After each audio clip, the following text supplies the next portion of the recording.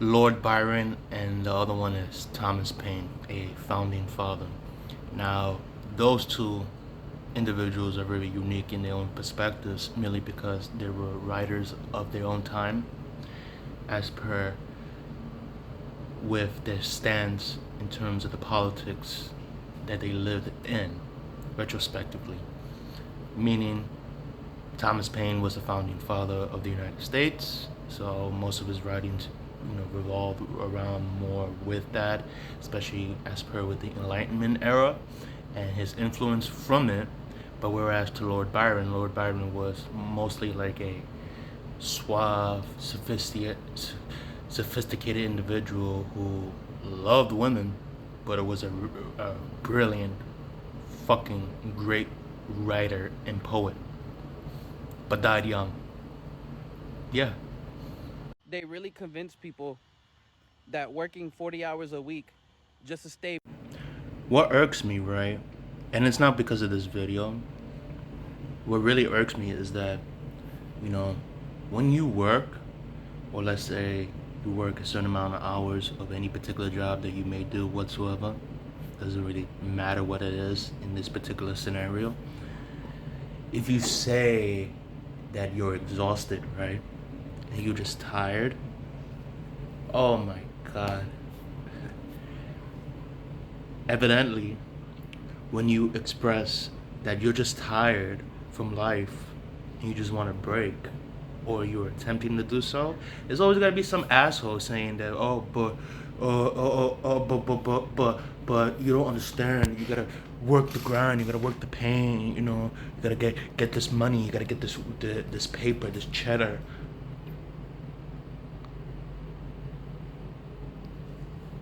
Look, I'll just say this calmly and plainly, right? If you're exhausted from your job, or let's say you have an issue with your job, albeit if it's health wise, you do you, okay? That's it. You do you. You do how you handle the situation very well, and you should be able to decide whether or not if that job is good for you or not. And with regards to that particular scenario, that's entirely on your discretion. Who gives a fuck what anybody thinks about how you're feeling with it? Like, if you're tired or if you're not feeling well from a certain job and whatnot, fuck what anybody who has to say about it, right? My point with this video, and I hope it makes sense for anybody to understand at least, because I'm not trying to have a debate, a debate or whatnot, but that's this. Like, nobody's complaining about working, right? Especially with this video. But the whole point of it, right? When you feel tired, when you feel burnt out, you should not be able to keep continuing to do more if you feel that tired and you feel that exhausted about your life. If you really want to make the initiative to change it up a bit or find something that you have passion for, do it. Don't let any fucking son of a bitch deter you or hinder you from doing that simply because they're fixated about getting exploited by any particular job they have by working, let's say, more than 40 hours or doing multitudes of jobs in which they have no fucking life, no fucking social life whatsoever. They just love working and they rather work themselves to death and become miserable sons of bitches. That's my point for that. Nobody's complaining about working, but there should be some type of limit or some type of threshold for it. Because I don't understand, like, in this stupid time, right? That you work for so many fucking hours, you can't even have a fucking break to yourself, let alone to just enjoy life in the moment. What the fuck is happening to the whole fucking world? Yeah. I'm starting to realize that, you know? And I don't mean to bitch for my own fucking nonsense. Like, this is the reason why I don't reach out a lot to people. because they're either burnt out, tired, or just don't want to deal with people. And I get it, but what bothers me the most is like I want to have some type of community. I would like to be social again with anybody. But it's very hard to meet people, to make friends, but except with the exception of online. There's so much I could say online, or with this type of interaction. Like, I'm the type of person that I need to have some physical interaction, rather than being, poised to do with this shit right here. You know, it's not about me complaining or me interjecting with that. You know, I always try to conceptualize it in the best way as possible. That, okay, people are busy, people are tired, people are stressed, people are angry. I get that. You know, I don't really need to bug nor bother them intrinsically like that with my own issues or what I just said about community. But I always try, at least in some way, to do that. But it's sadly it doesn't really materialize because people are burnt out and people are bothered by the fact that they have to work a lot whilst dealing with people who just love the idea of being work to death every single day.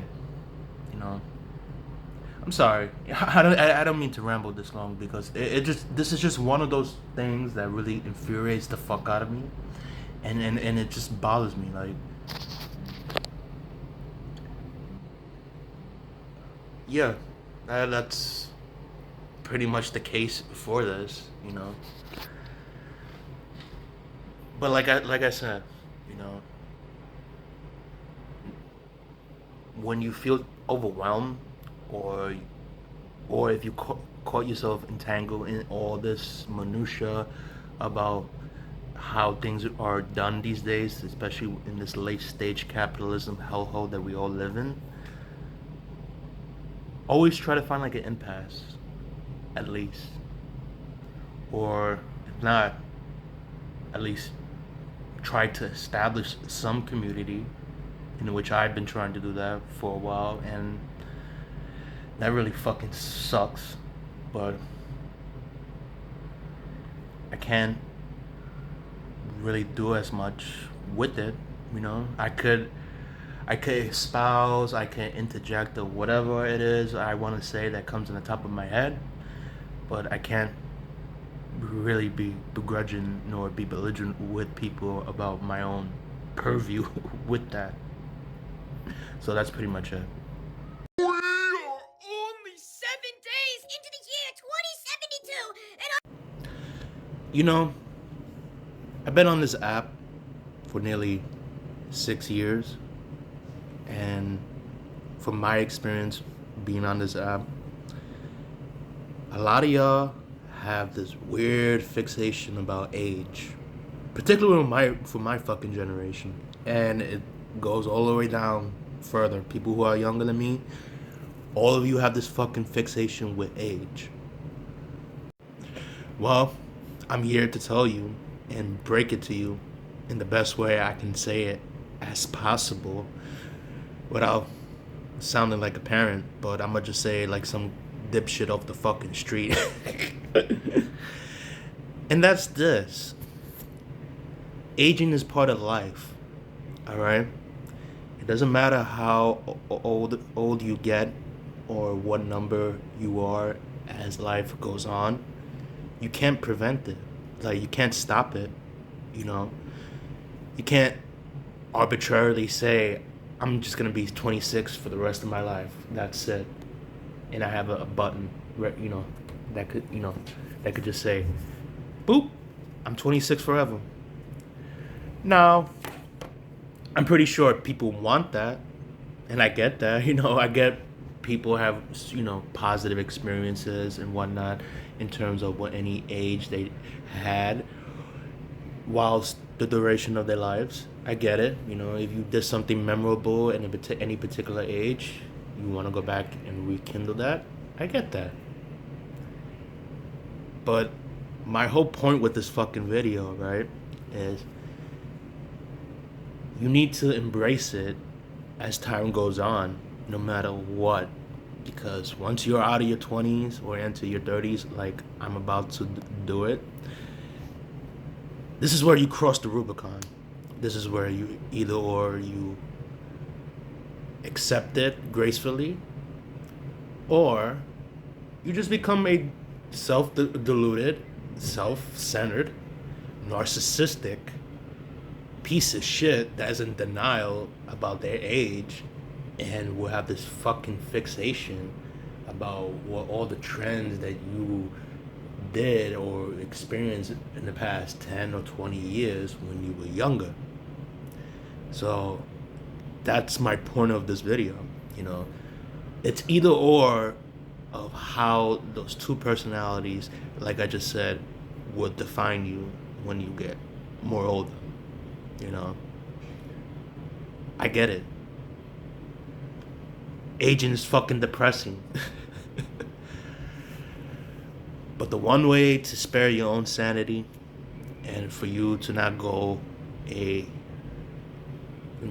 jump off a cliff like a fucking lunatic is to accept it with grace and just deal with it, you know, and acknowledge it in your own right, and don't be bothered by it. That's it. And first, this is more, kind of important in my own perspective. You accept it whilst also accepting the fact of your stance in life. Okay, you are older, you have experience that's valid, but whereas to you being cordial and kind about it or accepting of the idea of it, well, I leave that to people. I can't really dictate how people are in terms of their personality, but needless to say, that's the whole gist of this video. We have entered the 12th day of the uprising, and the situation in Iran has officially... Well, you could go back and watch that, but all I gotta say is this: like, from what I read was that the Ayatollah is making contingency plans in case things go south for him and his whole entourage, in which case he's taken a lot of his stuff and a lot of assets that he's stolen over the years from his people, and he transferred most of them to his friend Putipu in Moscow in case things go south. So pretty much this is going to be the equivalence to how Bashar al-Assad fell in December 2024.